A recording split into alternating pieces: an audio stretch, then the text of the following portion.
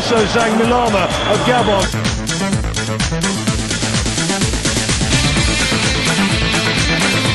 Pierre-Emerick Aubameyang, la frappe et ça.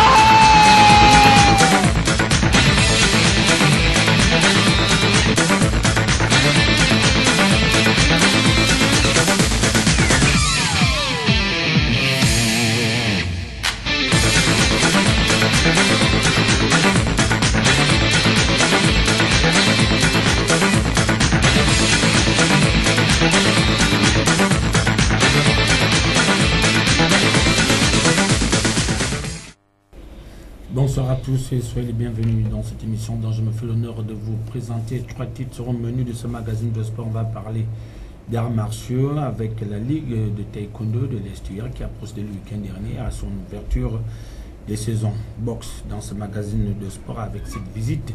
RTEC Club initié par la Fédération gabonaise de boxe avec à sa tête Alfred Bongo Ondimba. On va parler également dans ce magazine de sport de football avec cette rencontre comptante pour les éliminatoires de la Coupe du Monde Russie 2018. Le Gabon affronte le Maroc samedi prochain à Casablanca. Avec moi sur ce plateau, juste à ma gauche, se trouve Yasser Nicolas Ndong de TVS. Bonsoir Yasser. Bonsoir. Et au centre, maître Alain Ngonga, représentant l'association des maîtres de full contact du Gabon. Bonsoir maître. Bonsoir. Avec tous ces messieurs, ce soir, nous allons bien évidemment parler de l'actualité sportive sur le plan national et international. Mais avant, on fait un tour du côté de la régie avec David Mitola.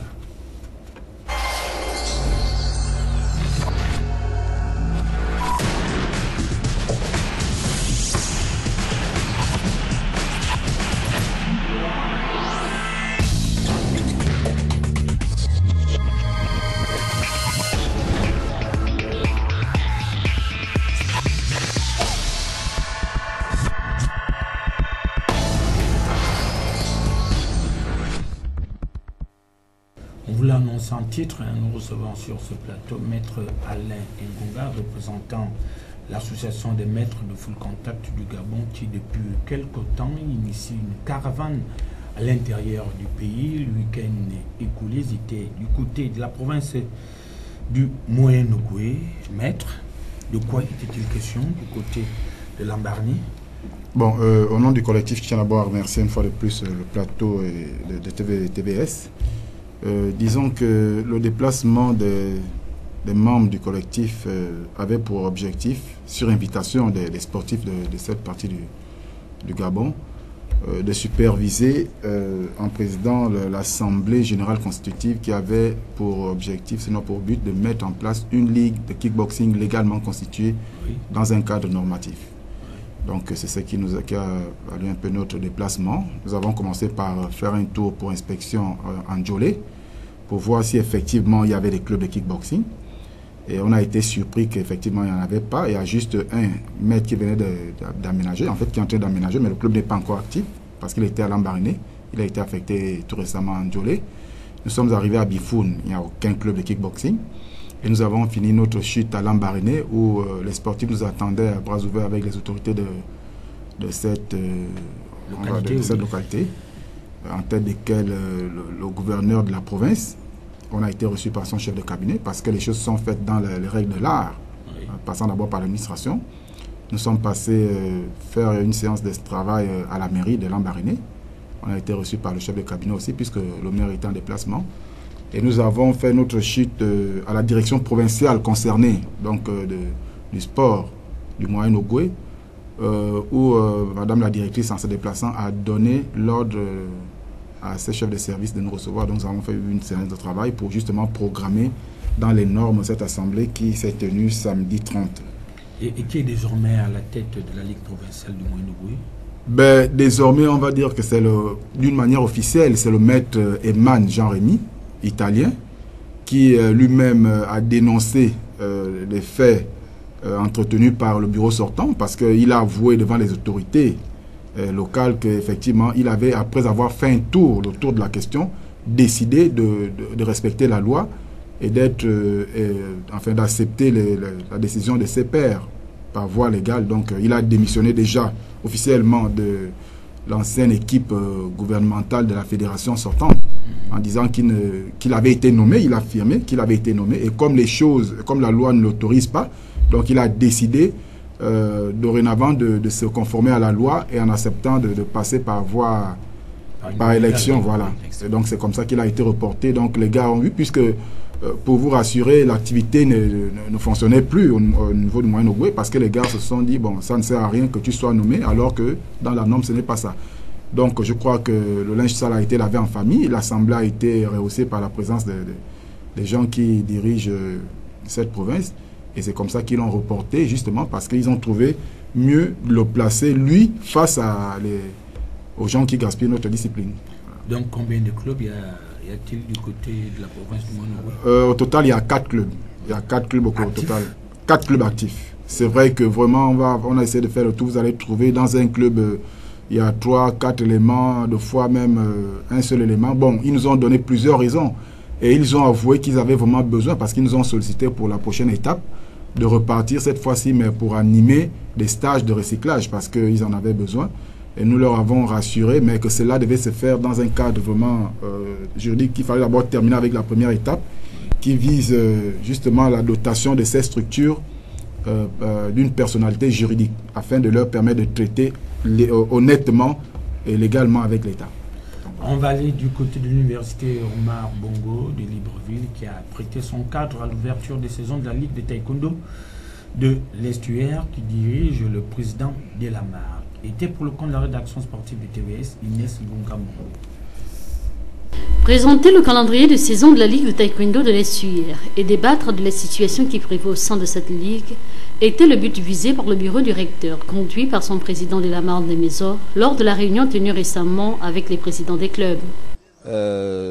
Quelques moments de bousculade. Et vu comment les choses se sont déroulées, n'oublions pas que j'ai été élu en 2014, le 8 novembre. C'est grâce à ces responsables de club que je suis à la tête de la Ligue. Et lorsqu'il y a un problème qui se déroule au niveau de la Ligue de taekwondo de l'Estuaire, j'ai pour devoir de convoquer les responsables afin de leur expliquer le problème qui prévaut au sein de la Ligue. Donc voilà un peu le but de notre réunion aujourd'hui. Le président a tenu à édifier l'assistance sur la situation de crise qui sévit actuellement, une situation de crise née du bicéphalisme actuel. Du moment où le camp adverse, ça veut dire mon frère de Costaud, avec son groupe, qui ont organisé tout récemment une élection qui n'était pas déjà légale. Nous avons eu la présence de la direction provinciale aujourd'hui qui a mis une commission de normalisation afin de pouvoir trancher le problème. Et une fois que le problème sera résolu, je crois que tout va rentrer dans l'ordre. Donc nous sommes là aujourd'hui, nous attendons que tout rentre dans l'ordre afin que nous relancions nos activités tranquillement. Les uns et les autres sont désormais fixés sur le nombre de compétitions qui sera mis à leur disposition et la formation est au centre des priorités de ces responsables. Donc vous l'avez compris aisément, il n'y a pas que le full contact qui est en difficulté, mais également d'autres disciplines sportives sur le plan national. À l'exemple du taekwondo, on a toujours du mal à pouvoir placer à la tête de cette fédération un nouveau président, s'agissant notamment du comité de normalisation qui avait été mis en place par le bureau fédéral. Les réactions fusent de partout à ce sujet. Reportage Inès Mbungamambo. La mise en place du comité de normalisation à la Fédération gabonaise de taekwondo par le président de l'Union africaine de cette discipline était une lueur d'espoir pour les taekwondoïstes. Une lueur d'espoir qui n'a été que de courte durée au regard de la composition de ce bureau nommé par le président Samuel Nzé qui fâche aujourd'hui. Toujours les mêmes personnes. Il a fait revenir totalement son ancien bureau qui avait été déchu par les présidents des ligues. Alors, ce président doit comprendre que les choses ne se passeront pas comme il pense. Non, nous allons rester dans le cadre légal de la loi. Et que le président de l'Union africaine du taekwondo comprenne que le Gabon est un pays souverain. Et nous avons nos lois et nous devons les respecter.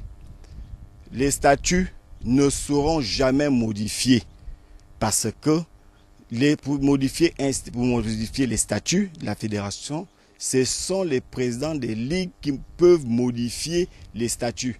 Samuel Ndé, c'est lui-même qui avait rédigé en sa faveur les statuts et règlements intérieurs.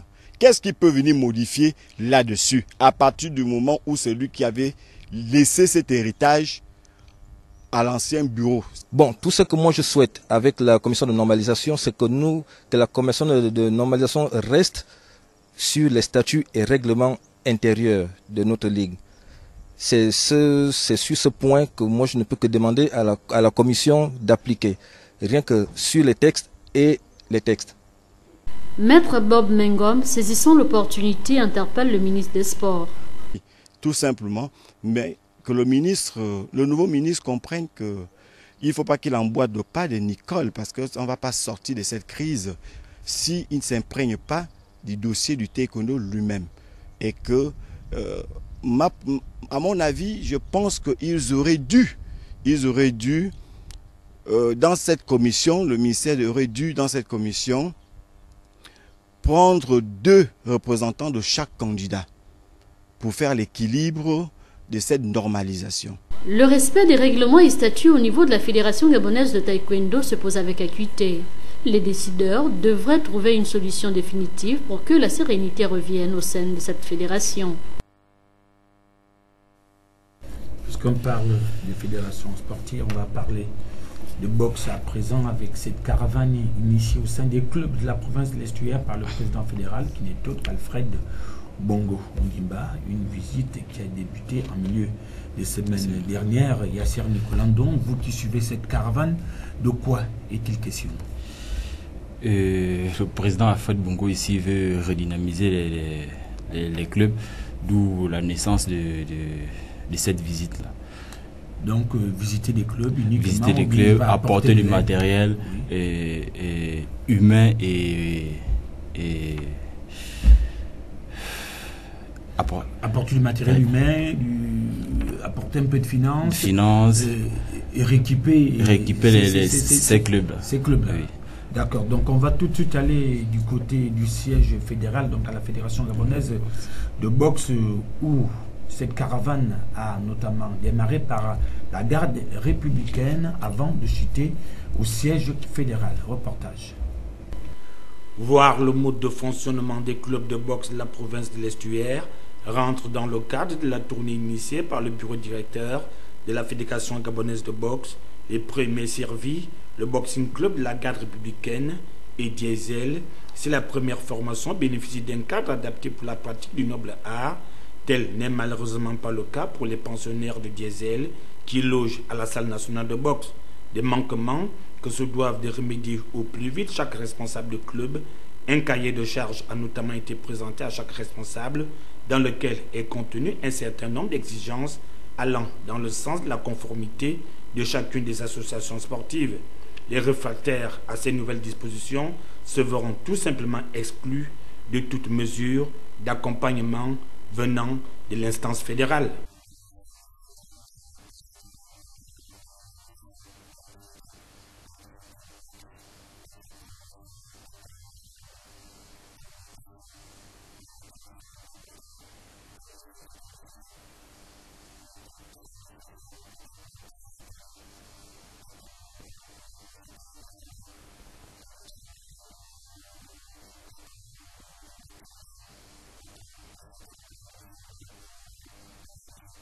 Tout ceci ne pourrait être conforme que si l'instance fédérale lève les sanctions qui pèsent sur elle.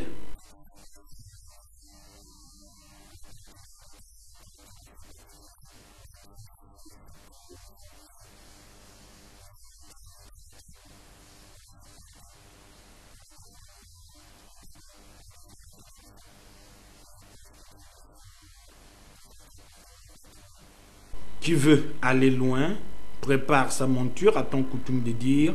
Espérons tout simplement que cette caravane qui a débuté permettra au noble art de sortir de sa léthargie.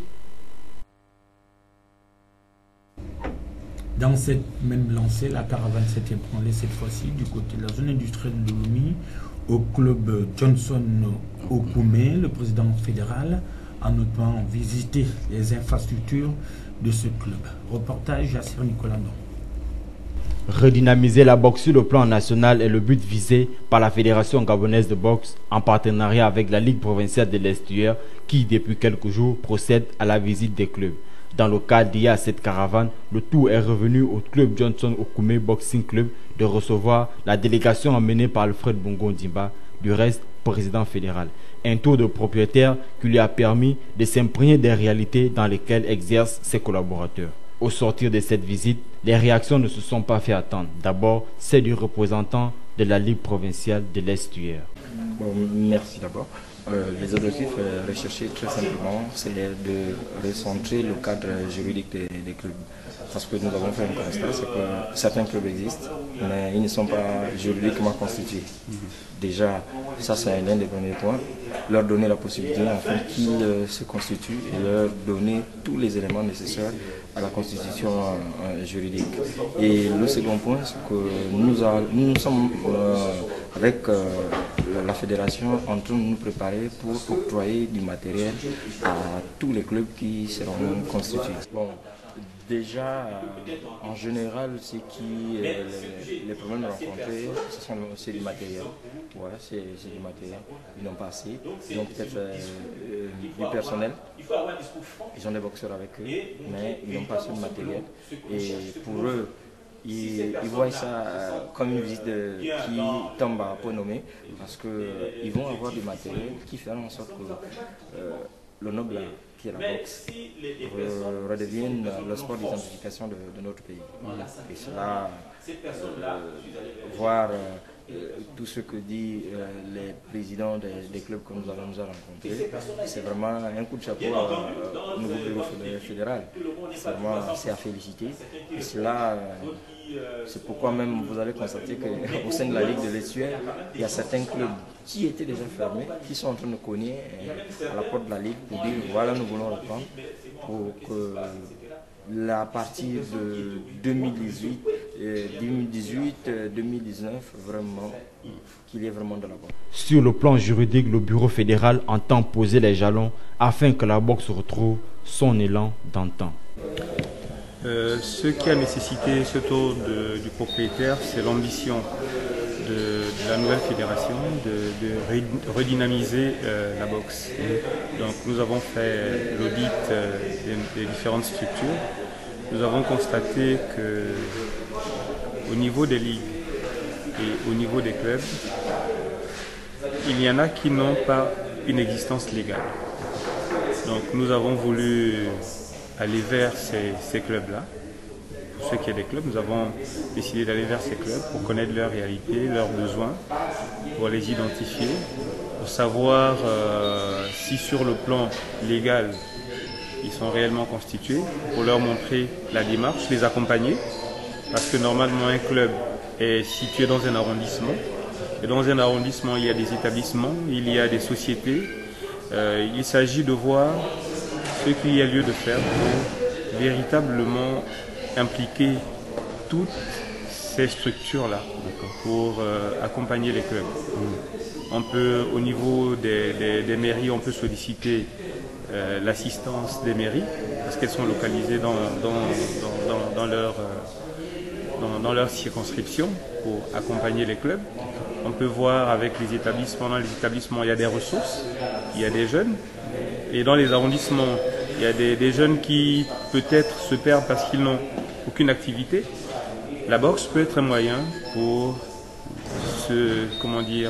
pour percer dans la vie. D'accord. Aujourd'hui, on a des champions du monde qui peuvent s'occuper de leur famille. Donc, c'est notre ambition, véritablement repartir vers la base pour voir ce qu'il y a lieu de. En concluant ces propos, le bureau fédéral appelle l'ensemble des boxeurs, des clubs et associations afin qu'ensemble, qu'ils puissent travailler pour les mêmes intérêts. Donc vous venez de le constater, la boxe aussi qui emboîte le pas initié par l'association des maîtres de full contact du Gabon qui sillonne le territoire national. Mais la FEGABOX, quant à elle, sillonne le club de la province de l'Estuaire. Mais il faut noter que la Fédération gabonaise de boxe ira en province aussi pour ce même travail. Pour ce même travail, donc là elle a commencé par l'Estuaire. Ce qui est sûr, dans les prochains jours, ce serait certainement le Moyen-Ogooué. Le Moyen-Ogooué d'abord, avant d'aller sur Port-Gentil, sur le Goué maritime. Monsieur le représentant des maîtres de full contact du Gabon, quel est le bilan que vous faites aujourd'hui après notamment 2 sorties, parce que vous étiez dans le Goué maritime la semaine dernière, vous étiez dans le Moyen-Ogooué. Qu'est-ce qui ressort finalement? Avant de répondre, je voudrais d'abord me réjouir du fait de constater que les fédérations, les grandes fédérations comme la fédération de boxe emboîtent justement le pas initié par une association à caractère national que nous représentons ici sur le fait de vouloir non seulement de redynamiser les structures, mais de les doter d'une personnalité juridique. Parce que, étant dans un état de droit, l'association a un caractère juridique. Quand vous faites des choses dans le quartier, c'est le quartier. Lorsque vous décidez de traiter avec l'État, il va vous falloir être doté d'une personnalité. Donc voilà un président normal qui a compris un peu le fait que, bon, voilà, il faudrait faire certaines choses. Bon, par rapport au bilan, je dis, nous sommes aujourd'hui à notre 3e ligue, installée dans les normes et dans un cadre juridique. Et c'est la raison pour laquelle nous disons qu'il est temps pour le ministère de pouvoir lancer justement la dynamique d'organiser l'Assemblée générale élective pour la fédération, parce que la loi prévoit minimum 3 ligues. Et dans les objectifs fixés par les objectifs dont nous sommes fixés dans notre élan, c'est d'abord d'exhumer la discipline qui a été enterrée dans le coma, parce que la discipline n'est pas morte. C'est vrai qu'elle est enterrée, nous l'avons exhumée parce que là elle est dans le coma. Il faudrait redynamiser cette discipline. Et pour ça, il va nous falloir dans un deuxième temps exploiter au maximum la potentialité que nous avons. Et cette richesse potentielle se trouve chez les hommes, c'est-à-dire les hommes. On a constaté que les élèves que nous avons, les maîtres que nous avons dans nos disciplines sont en train d'aller ailleurs, chercher ailleurs, parce que la discipline est totalement morte.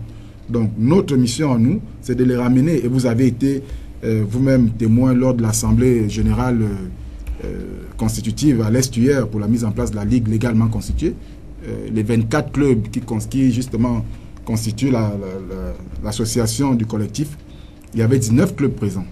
Et ça, il n'y a jamais eu dans la fédération, le bureau sortant, ils n'ont jamais qu'ils nous donnent les archives médiatiques pour qu'ils nous prouvent où ils ont organisé. Donc aujourd'hui, nous avons déjà mis en place 3 ligues. La prochaine étape où nous attendons une invitation officielle, c'est vrai que de manière téléphonique ça a été fait, mais on attend une invitation officielle, c'est la prochaine, c'est la province de Wellington, où nous allons continuer pour justement faire constater qu'effectivement il existe des ligues ou des clubs ou pas. D'accord, donc on change de volet à présent, on va parler du tennis. Direction le Beach Club de Libreville, nous avons rencontré une compatriote, il s'agit de Magnola Nyonda, tenniswoman, âgée seulement 17 ans. Cette jeune tenniswoman est probablement la figure étoile montante du tennis féminin sur le plan national. Elle réside notamment en France, mais depuis quelques jours désormais, elle est du côté de Barcelone où elle bénéficie d'un apport de l'État. Donc elle bénéficie d'une bourse sport-études. Donc nous allons découvrir qui est Magnola Nyonda dans ce reportage mis en image par Fleury Assiondo. La valeur d'un être, soit-il en passant une femme, n'attend point le nombre d'années. Cette maxime bien connue de chez nous tourne véritablement en faveur de Magnola Nyonda, âgée de 17 ans seulement et tenniswoman en herbe, sur qui le Gabon pourrait compter dans les toutes prochaines années, en dehors de l'autre compatriote, Célestine Avomela. À Paris depuis 3 ans, pour des raisons de scolarité, elle bénéficie à la fois d'un programme sport-études au sein d'un centre de renommée mondiale, ce qui l'a d'ailleurs permis d'empocher son baccalauréat scientifique cette année. Disciplinée, de retour sur sa terre de ses ancêtres pour une période d'acclimatation avant de regagner la ville de Barcelone, là où elle est désormais appelée à faire ses classes comme toute athlète de son âge. Chacune garde précieusement sa petite histoire.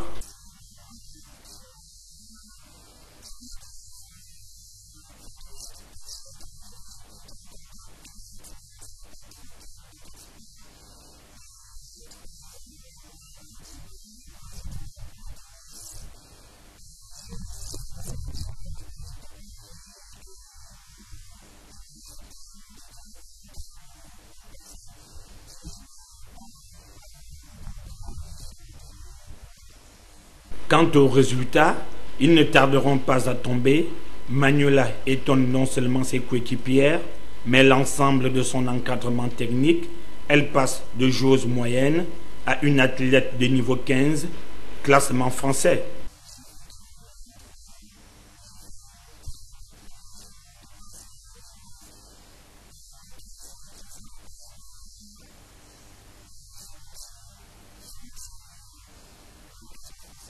La jeune demoiselle bénéficie elle aussi d'un accompagnement de l'État gabonais destiné aux athlètes de haut niveau.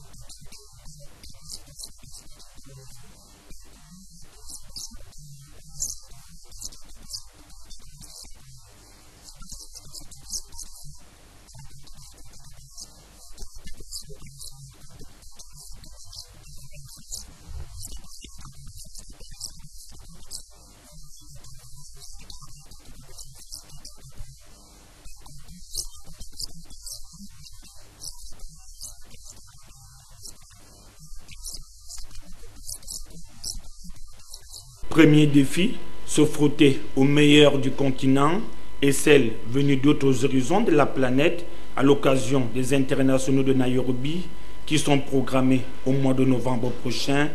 Compétition des niveaux 5 et 4 en ce qui concerne les ambitions, elle ne s'en cache pas. Au regard de tout ce qu'elle bénéficie aujourd'hui comme avantage, Manuela Nyunda a un bel avenir devant elle à condition de maintenir son cap. Donc pas mal de disciplines aujourd'hui bénéficient notamment des bourses olympiques ou de l'apport de l'État et le taekwondo. Il y a le tennis sur cours, mais à quand finalement le full contact? Maître, vous faites de tout le Gabon, mais jusqu'à présent... Ben, vous savez justement... Il y a également la boxe aussi. Il y a un jeune boxeur gabonais qui pratiquement depuis 4 ans aussi bénéficie d'une bourse olympique depuis 4 ans, mais à quand un kicker ou un fouleur? Bon, déjà rappeler que le kickboxing n'est pas un sport olympique. C'est un sport reconnu par, tout à fait, c'est reconnu par le comité olympique, mais c'est pas un sport olympique. La boxe, oui, sport olympique, bénéficie notamment des bourses olympiques, mais là, le tennis aussi était un sport olympique, mais elle n'a pas bénéficié d'une bourse olympique, elle bénéficie d'une bourse de l'État gabonais. Sport-études. Tout à fait. Mais pourquoi pas pour le football? Mais vous savez, c'est justement... Bien du fait que votre fédération est... Mais pas comment, non, tout dépend de la personne qui est justement à la tête de cette fédération. Parce qu'aujourd'hui, il va falloir... Mais quand vous allez être là, quand votre bureau c'est notre, là, qu'est-ce que vous allez proposer à l'État? Nous, ce que nous allons proposer, déjà, commencer par faire un partenariat avec l'éducation nationale. Parce que nous savons que le vivier, justement, de nos athlètes se retrouve dans des écoles. Certes, dans des quartiers, pour faire la proximité, mais c'est d'abord dans des écoles. Et à partir de là, lorsque nous allons pouvoir mettre en place le projet qui est de scolariser les enfants, de favoriser les concours pour ceux-là qui sont déjà à un niveau assez élevé dans des centres agréés, on va dire des instituts comme l'Institut national des sports. Parce que moi-même, vous appartenez d'ailleurs? Tout à fait. Moi-même, j'y ai été. Je vous rassure que lorsqu'on fait le tour, nous allons voir les basketteurs, les handballeurs et toutes les autres disciplines. Mais il n'y a jamais été question de voir un dossier venant de la Fédération gabonaise de full contact pour un quelconque athlète de kickboxing. Et pourtant, il y en a. Il y en a il y a des bacheliers, il y en a qui font l'école, mais qui ont bien envie justement de prendre cette route-là, mais il n'y a pas d'appui. Il y a le décret 447 qui est clair sur la promotion des sportifs. Mais vous avez un président qui passe son temps à passer devant les médias de la place pour dire combien de fois il a géré les centaines de millions. Mais vous qui êtes, vous qui êtes un produit de l'Institut national de la jeunesse et des sports, est-ce que vous avez mis au devant de la scène le full contact au niveau de vos étudiants que vous enseignez? Monsieur Ephraim, je tiens d'abord à vous rappeler, et ça c'est pour la gouverne de ceux qui viennent vilipender notre nom. Oui, mais non, parce que la critique... Justement, la critique est connue de tous, mais vous, qu'est-ce que vous voulez? Qu'est-ce que vous allez faire nous avons actuellement... Dans les prochaines années, c'est ce que le peuple veut savoir. Tout à fait. Déjà là, quand nous avons été faire notre assemblée, disons assister à l'assemblée de Port-Gentil, nous avons enregistré 2 qui sont venus vers nous, qui ont justement ce souci de faire les concours de l'INGS. Ils ont été édifiés, je leur ai dit les conditions qu'il fallait pour faire le concours. Nous avons vu à Libreville, par exemple, nous avons déjà placé par le canal même de l'association, il y a aujourd'hui 3 étudiants qui se retrouvent à l'INGS qui appartiennent à la corporation de notre association. 3 étudiants qui ont fait le concours. Bon, ce sont des... qu'à l'INGS, il y a un club de full contact? Moi-même, j'avais un club de full contact à l'INGS. Malheureusement fermé? Je l'ai fermé parce qu'effectivement, par rapport à la proximité, je n'ai pas, disons, mon élève maître qui devrait justement me seconder à effectuer un déplacement. Donc, gérer les 2 clubs, parce que mon club se trouve à Bénévoire, là où je suis, dans l'école de la Pairie. Donc, gérer les 2 clubs, ce n'était pas possible pour moi. Il ne faut pas qu'on s'avance. Mais j'avais déjà un club depuis 2000, on va dire depuis 2003 à l'INGS. Est-ce que vous n'avez pas pensé que le vivier même du full contact se retrouve même au sein de l'Institut de la jeunesse et des sports? Pas seulement de full contact. Et que le souscrire de là va finalement vous mettre en déperdition. Bon, oui, vous savez, il ne faut pas mettre un club juste pour distraire les gens. C'est-à-dire, il va falloir quelqu'un qui entretient des élèves. Je vous dis, le club de l'INGS existe depuis 2003. Nous sommes allés avec le directeur sortant, M. Mbumba. Nous étions sur un élan de signer un partenariat. Donc, pour nous, il était question, parce que vous avez suivi les caravanes que nous avons initiées au niveau du collectif.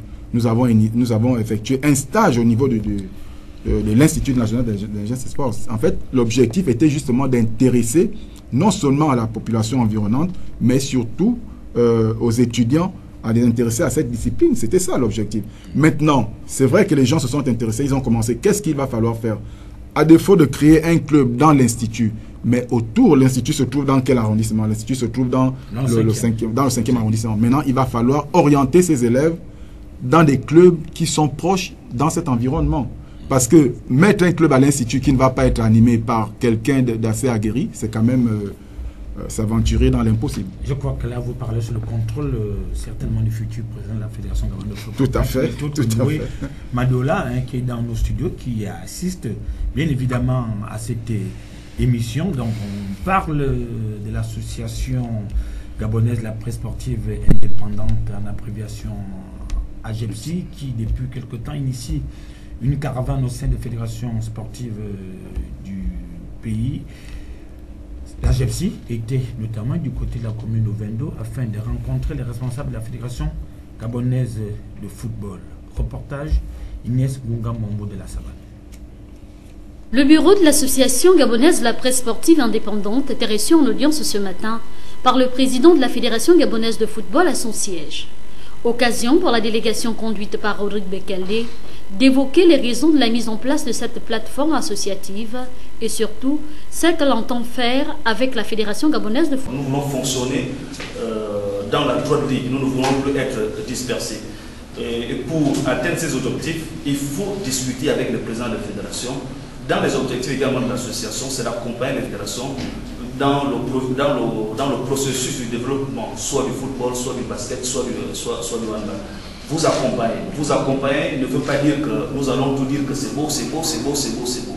Vous accompagnez à un moment donné également, si ça tombe, il faut aussi qu'on ait le courage de vous dire, monsieur le président, là ça n'a pas fonctionné, voici pourquoi ça n'a pas fonctionné, et nous devons également faire des propositions. Donc, tout ça, nous voulons discuter entre vous et vous faire des propositions. Pierre-Alain Mugengi a rassuré les uns et les autres sur l'apport de l'institution dont il a la charge en vue du développement du football dans le pays et a par la suite sollicité la spécialisation des journalistes sportifs. Nous allons vous accompagner sérieusement parce qu'on a besoin de vous. Prenez la peine de vous spécialiser. Je veux avoir des gens qui parlent foot. Et quand tu parles foot, qui arrivent à nous convaincre. Puis s'en est suivi la remise du projet dénommé le Trophée des sports et l'échange des présents.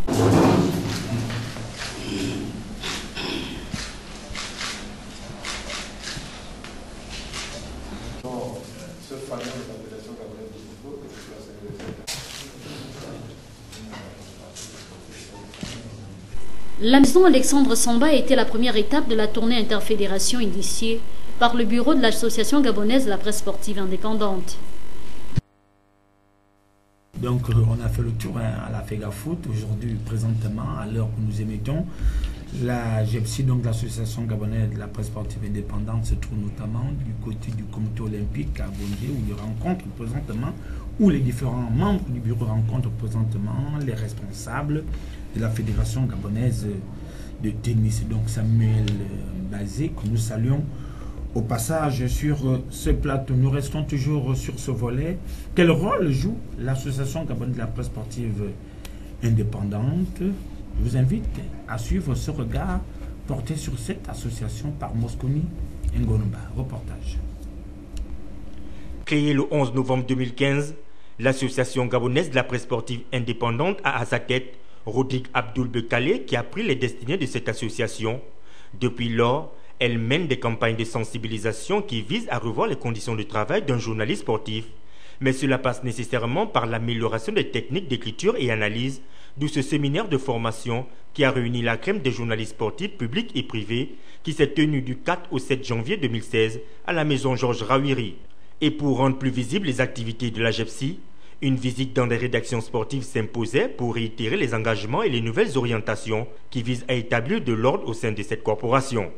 Ce sont de très bonnes propositions et nous avons toujours décrié certains comportements. C'est pourquoi vous allez vous rendre compte que nous,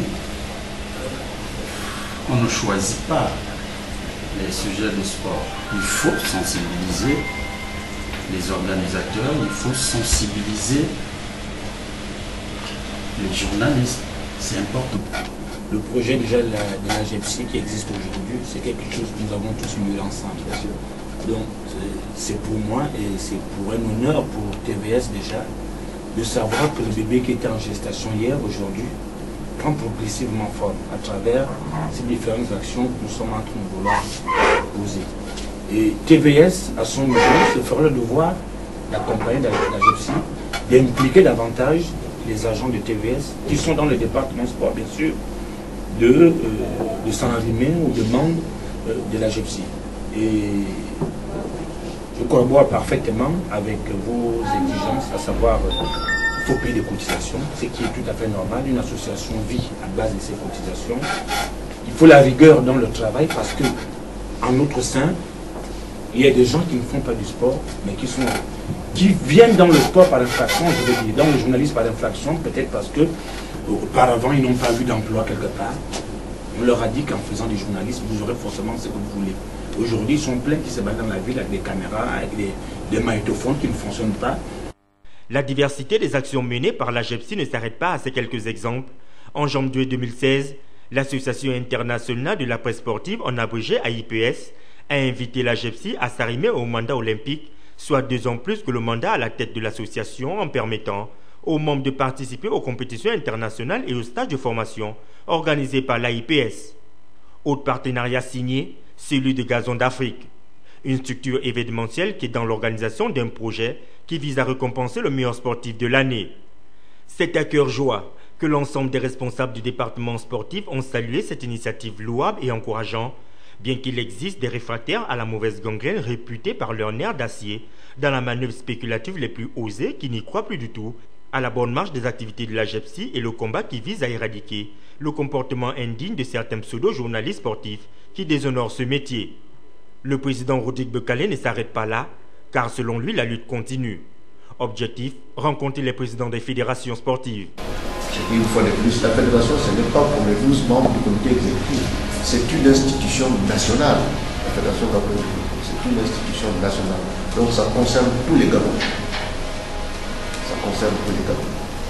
Et ce qui se fait à la fédération doit être su de tous les Gabonais. Une valeur louable propre au bureau directeur de la GEPSI qui compte se battre pour permettre à ses adhérents de travailler dans des conditions raisonnables, quitte à perfectionner leur style d'écriture pour rendre encore meilleure la qualité des commentaires lors des compétitions majeures. Pour la Kembo, quoi? Tu dis n'importe quoi. Tu n'as pas vu l'action des questions le week-end de fin d'année? Quand tu l'as fait, même pas trop déjà. Oh, mais comment tu fais? Tu comprends du vrai football. C'est des gars comme Messi. Mais je ne connais pas pourquoi. C'est quoi Messi ça? Combien de ballons d'or? Combien de ballons d'or? C'est n'importe quoi. Mais qui n'importe quoi fait comme ça? Écoute, attends, moi je ne sais pas.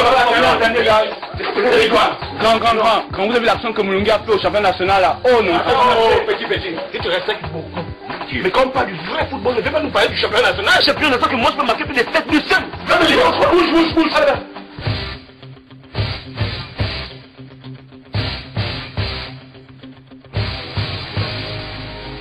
Les gars, il n'y a qu'un problème. C'est vous qui parlez mal du championnat national. Vous allez voir c'est ici aujourd'hui. Quoi? Eh Big, si c'est le Big, on va biguer.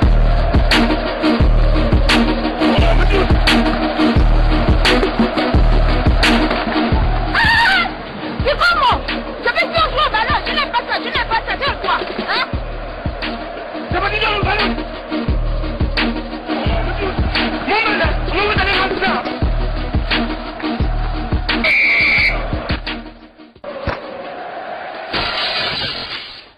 J'ai dit, fais ça! Je veux dire que fais ça! Vous prenez pour qui? Excusez-moi, madame. Excusez-moi, quoi? Madame, pardon. Pardon, quoi? Vous avez cassé les assises, c'est vous qui avez payé ça! Je vois où vous allez, on peut bien jouer au ballon là! N'importe quoi! C'est bien sûr le coup franc.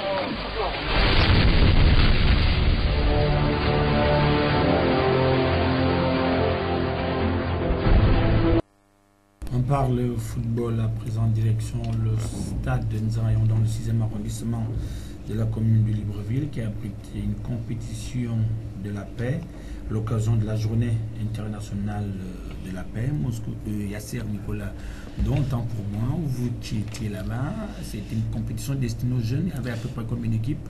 Environ, on va dire, 10 équipes. Ouais, l'objectif, c'est de promouvoir le football au sein de la jeunesse et célébrer ensemble la journée de la paix. D'accord, donc on va tout de suite aller du côté du stade de Nzarayon pour vous permettre de suivre ce reportage signé de Yasser Nicolas. Afin de célébrer la journée internationale de la paix, l'association sportive Barry Football a organisé un mini-tournoi le week-end écoulé dénommé Festive Foot. Objectif, partager le bien-être de la vie sociale. Un mini-championnat qui a vu à son sein plusieurs jeunes équipes de la capitale, puis la jeune équipe de l'orphelinat Arc-en-Ciel. En ouvrant la messe sur le tapis vert, 2 équipes étaient en lice. ASBF opposé à Arc-en-Ciel, 2 buts partout pour le score final. Idem chez les U20. Satisfait du rendement de l'initiative, le président de l'association sportive Barry Football nous livre ici son sentiment. L'objectif, c'est de passer, de fêter ensemble, de commémorer ensemble la journée internationale de la paix.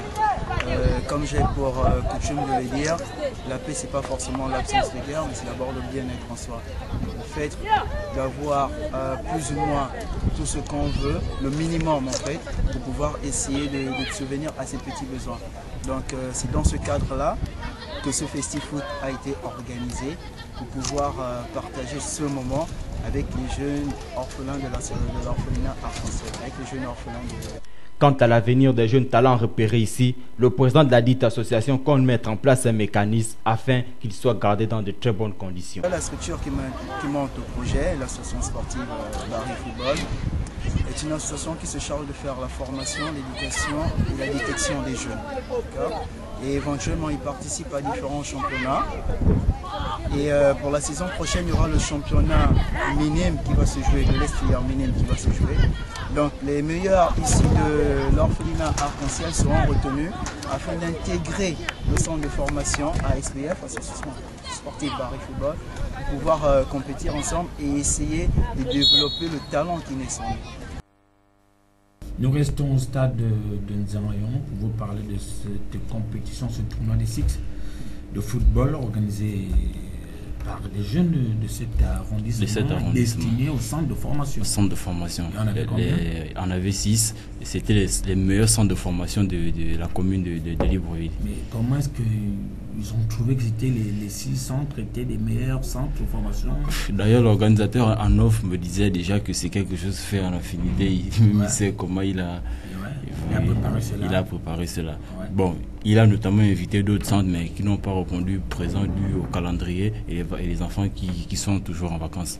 D'accord. Donc, on va tout de suite aller du côté du stade de Nzarayon découvrir ce tournoi des Six destiné au centre de formation de Libreville. Reportage à Yasser Nicolas.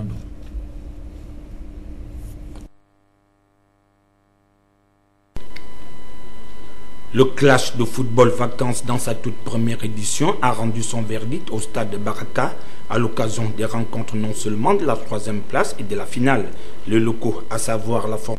6 équipes étaient en lice, à savoir Asval, le GFA, Olympique du PK5, FC Nzanyon, FC Espérance et le CFPP lors de la première édition de la Coupe Colonel Effayon. L'étape des demi-finales a donc vu 4 équipes se disputer une place en finale: Asval, le GFA, le CFPP et Olympique du PK5. Au sortir de ce duel, le GFA et le FCPP seront finalement les 2 finalistes de cette édition. Une édition qui verra par la suite le CFPP vainqueur de ce tournoi, 3 buts contre 2 sur son adversaire de la soirée, le GFA. En tant que jeune, passionné de football, et étant donné ce que le colonel Effayon a fait pour le football gabonais, nous jeunes de Nzanyon, nous jeunes d'Asval, nous avons souhaité lui dire merci, lui dire bravo pour ce qu'il a apporté au football gabonais. Et c'est à cet effet que nous avons organisé la première édition de la Coupe internationale colonel Effayon bébé. Première édition qui regroupe uniquement les centres de formation du Gabon, on va dire de Libreville, mais en général du Gabon. Et après, la 2e édition, on aura comme objectif d'inviter les centres de formation africains. Et la 3e édition, ce sera d'inviter les centres de formation étrangers, donc d'Europe. Tout simplement parce que le colonel a beaucoup fait le football. En général, on honore souvent les personnes qui décèdent. On dit toujours félicitations ou bravo à quelqu'un qui est parti. On donne une médaille à quelqu'un qui est décédé. Mais il est important, lorsque quelqu'un est vivant, de lui dire bravo, de lui dire félicitations. Et c'est ce que nous, jeunes de Nzanyon, avons voulu faire via cette Coupe internationale colonel Effayon, qui est une initiative d'une structure dénommée les pros de l'organisation, une jeune structure. Les objectifs, c'est de nous retrouver, faire plaisir au public, ramener un peu la ferveur du football gabonais, étant donné que le chef de l'État, son Excellence Ali Bongo Ondimba, promouvoit beaucoup le football. Et ces jeunes initiatives rentrent en cadre de sa logique, de son organisation, de sa vision. En concluant ses propos, l'organisateur de l'événement se dit satisfait de l'ensemble du parcours et des objectifs atteints. La 2e édition s'annonce déjà très disputée. Nous restons dans le football, nous allons tout de suite du côté du stade Baraka. J'entends par là au camp militaire Baraka qui a abrité le tournoi de football Clash Vacances organisé par la Fondation Constant Oyono. La finale de cette épreuve s'est déroulée samedi dernier avec une finale à couper le souffle qui a opposé la formation de l'Ikwala à celle de 11 sur score de parité, un but partout. Au terme des 90 minutes de jeu du temps réglementaire, il a fallu l'épreuve des tirs au but pour départager les 2 formations. Les 11 sur réalisent un sans faute, 3 tirs, 3 réalisés, contrairement à ceux de la formation de l'Ikwala qui ont quasiment raté tous leurs tirs. Reportage.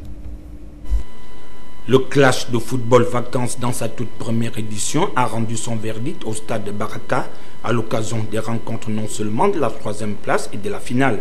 Les locaux, à savoir la formation de fusion composée des militaires du camp Baraka, a pu se contenter de la 3e place assortie d'une enveloppe de 250 000 francs CFA.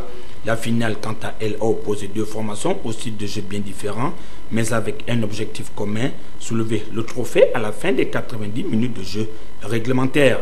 La formation d'Ilikola qui évolue à gauche de votre petit écran s'offre sa toute première réalisation.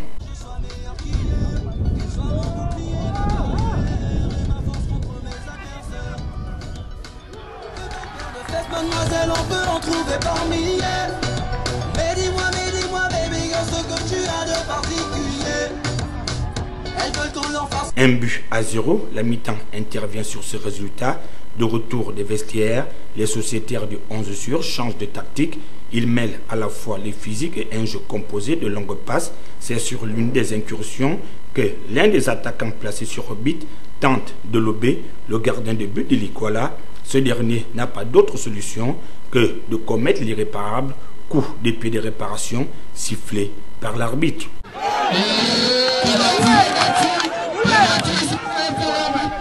Pénalty sifflé par cet arbitre.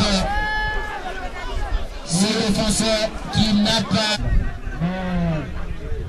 par contre ces joueurs, rappelons que si ces joueurs restent, et attention, le pénalty va se jouer par le dossard 11 qui se lance. Bien exécuté par le dossard 11 qui permet à son équipe de revenir à hauteur de Nicolas, un but partout. Plus rien ne sera marqué malgré les efforts des deux formations jusqu'au coup de sifflet final. La séance des tirs au but va cette fois-ci sourire au 11 sûr qui réussit l'ensemble de ses tirs contre 0 pour l'Ikwala. Le vainqueur empoche la coquette somme de 1 million de francs CFA. L'Ikwala, de son côté, va se contenter d'une enveloppe de 500 000 francs CFA, synonyme de seconde place. De l'autre côté, la formation de Play Niger s'adjuge le trophée de fair play avec une enveloppe de 100 000 francs CFA. Les deux meilleurs buteurs du tournoi à 4 réalisations chacun empochent 50 000 francs CFA chacun d'eux. Idem pour le jeune Mustapha Sacré, meilleur espoir du tournoi, qui a regroupé 8 formations issues des quartiers de Libreville. La deuxième édition s'annonce sans nul doute plus mouvementée. Pour une première édition, ce fut un coup de maître. Chapeau à la fondation Constant Yono.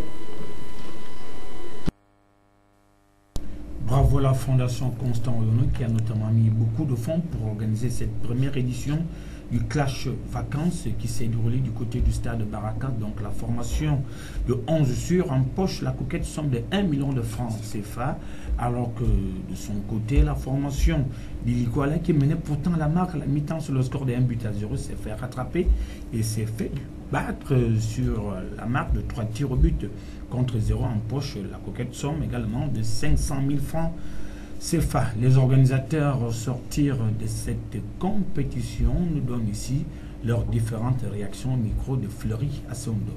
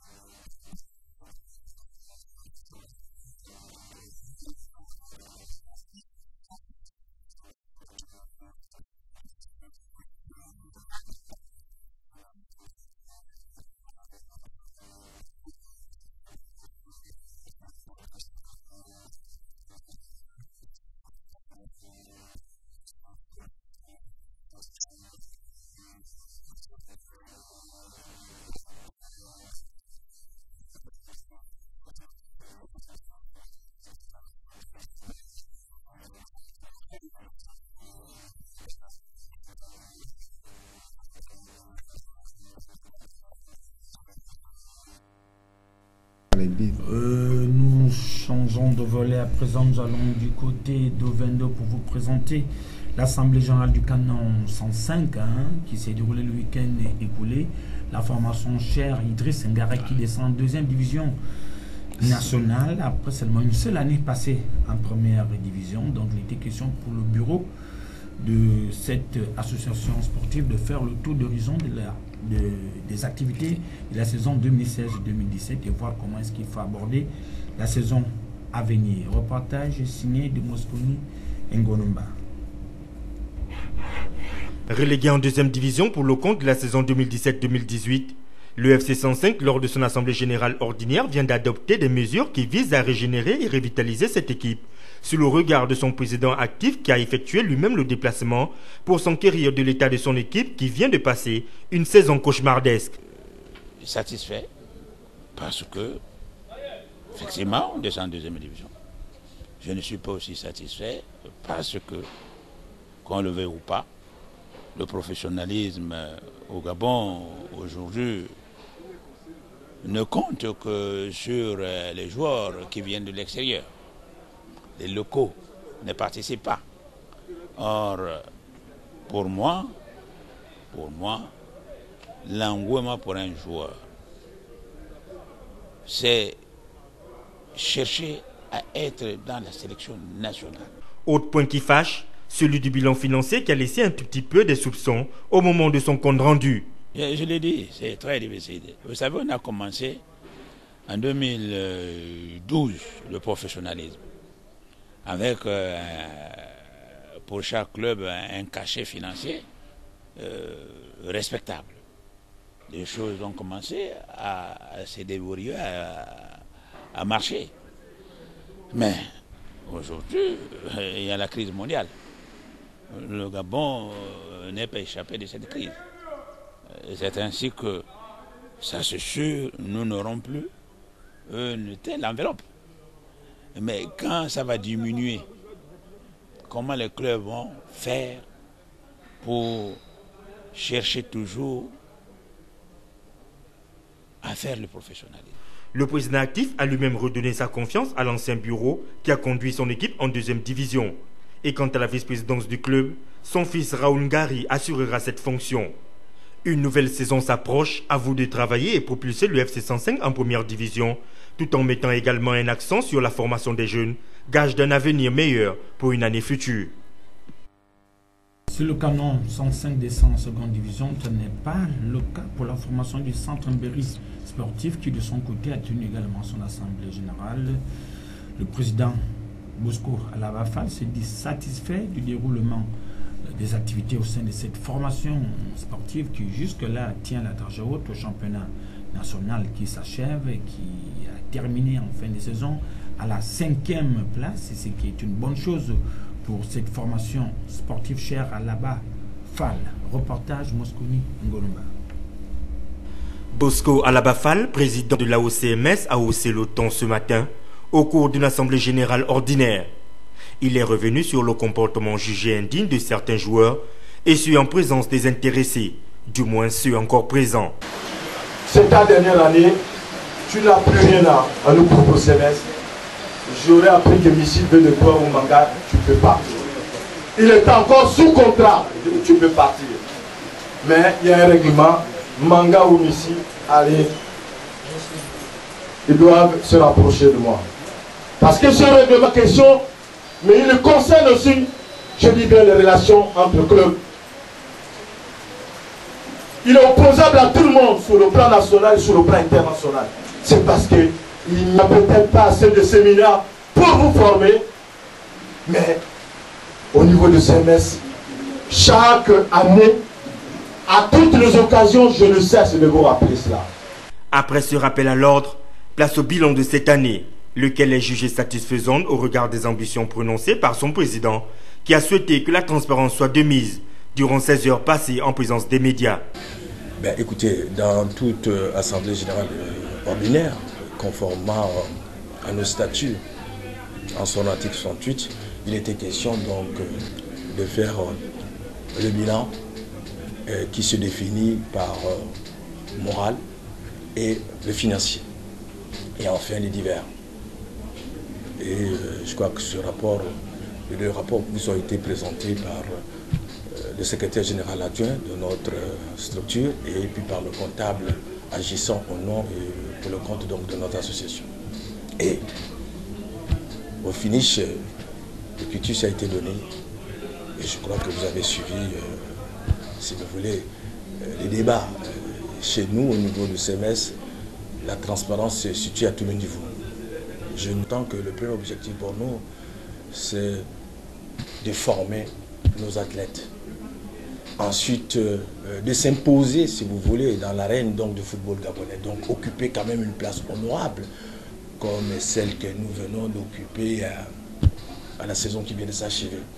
Donc, à nous de faire encore un effort de plus pour occuper, pourquoi pas, la 3e ou la 2e place. Pour cette saison, l'ambition reste la même. Former des jeunes talentueux et espérer qu'ils intégreront l'équipe nationale et pourquoi pas rallier les clubs africains et même européens. Une clôture des saisons 2016-2017 qui se ferme pour que s'ouvre 2017-2018. Nous restons dans le football avec le retrait du CHAN 2018 au Kenya. Plusieurs pays se prononcent quant à l'organisation de cette compétition. Notre rédaction s'est focalisée sur les probables candidats pour organiser ce CHAN 2018. Reportage Yasser Nicolandon. Pas de miracle pour le Kenya comme pressenti depuis quelques jours. Le comité exécutif de la Confédération africaine de football réuni ce samedi à Accra vient d'annoncer qu'il retire l'organisation de la compétition réservée aux joueurs locaux au Kenya. La majorité des membres de la CAF présents à cette messe a donc décidé du retrait de l'événement au Kenya suite au retard accumulé dans la construction des infrastructures du CHAN 2018, dont la dernière visite remonte du 11 au 17 septembre 2017, comme indiqué ici par l'instance fêtière du football continental. Un appel d'offres de candidature pour un nouveau pays hôte a donc été lancé par le secrétaire général de la Confédération africaine de football. Entre autres, le Cameroun, quant à lui aussi, est menacé du retrait de l'organisation de la Coupe d'Afrique des Nations 2019. La construction du stade Paul Biya et celui de Limbé avancent à pas de tortue. Les travaux du stade annexe de Yaoundé n'y ont pas démarré. Idem pour celui de Douala. A noter que pour ces deux compétitions africaines, la CAF a déjà mis en place un plan B. Ce n'est pas un acquis en tant que tel parce que, comme je disais tantôt, il y a appel à candidature, il y a des candidatures qui se manifestent et chacun vient défendre un dossier. Dans le dossier, vous pouvez dire nous allons construire un stade dans tel délai. Nous avons 2 stades, il nous reste 2, ou nous avons 3 stades, il nous reste 1 stade. Il y a d'autres choses en dehors des stades. La CAF vous accompagne et vous désigne peut-être parce qu'au moment où vous présentez les candidatures, votre dossier semble le meilleur. Maintenant, dans le déroulé, si vous n'avez pas pu remplir les conditions, comme c'est le cas du Kenya aujourd'hui, malheureusement la CAF est obligée de vous retirer l'organisation. Bon, il y a plusieurs conditions qui rentrent en jeu, y compris aussi sur le plan de la sécurité. Donc si le pays présente quelques difficultés sur le plan de la sécurité, ça peut aussi être un élément qui puisse faire en sorte que la CAF vous retire l'organisation d'une compétition. Merci, Monsieur le Président. Merci. Que comprendre de ces différents retraits observés depuis quelques années, seule la CAF détient la réponse. Nonobstant certains manquements liés à la tenue de l'événement sportif, certains observateurs du monde footballistique s'accordent à dire qu'il y a anguille sous roche.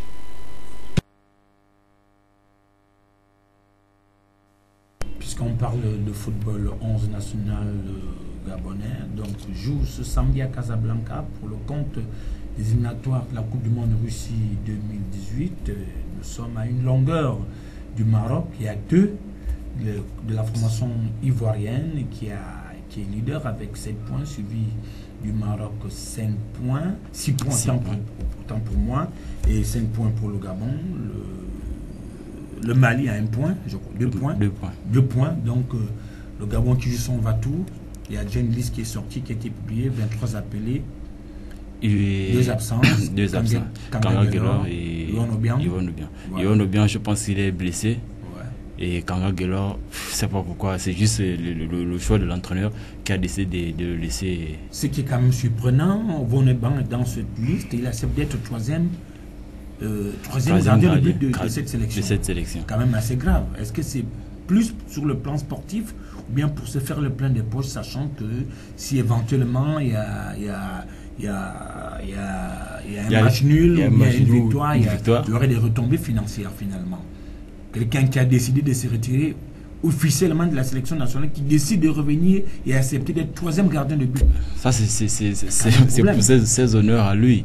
Et puis, il faut comprendre que ces cadres-là pensaient peut-être que leur sortie allait empêcher le Gabon de franchir quand même un cap. La victoire de Bouaké a sûrement frappé dans la tête de ces grands-là. Donc, ils n'étaient pas forcément indispensables à l'équipe nationale. Donc, d'où accepter même la place de troisième gardien n'est pas un mauvais choix pour lui. N'est pas un mauvais choix pour lui. Donc, le Gabon qui joue samedi prochain du côté de Casablanca face au Maroc, alors que du côté de Bamako, le Mali va recevoir la formation ivoirienne. Donc toutes nos chances accompagnent la sélection nationale gabonaise qui est à Casablanca depuis hier aux environs de 4 heures du matin. Monsieur le représentant du collectif des maîtres de full contact, un dernier mot en 30 secondes avant de pouvoir nous dire au revoir.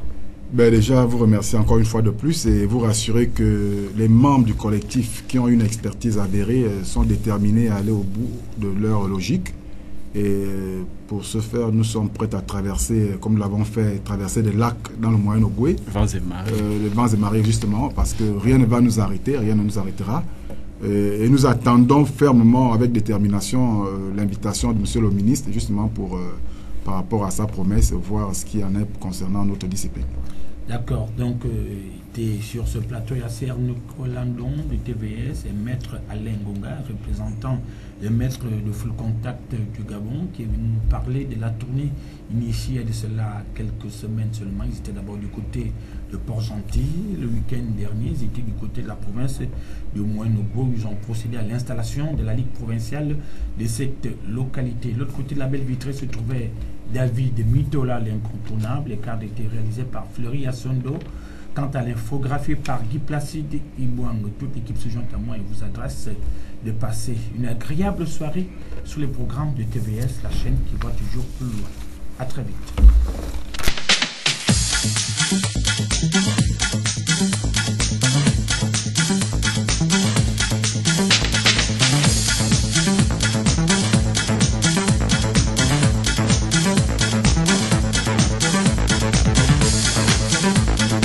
And also Zhang Milama of Gabon.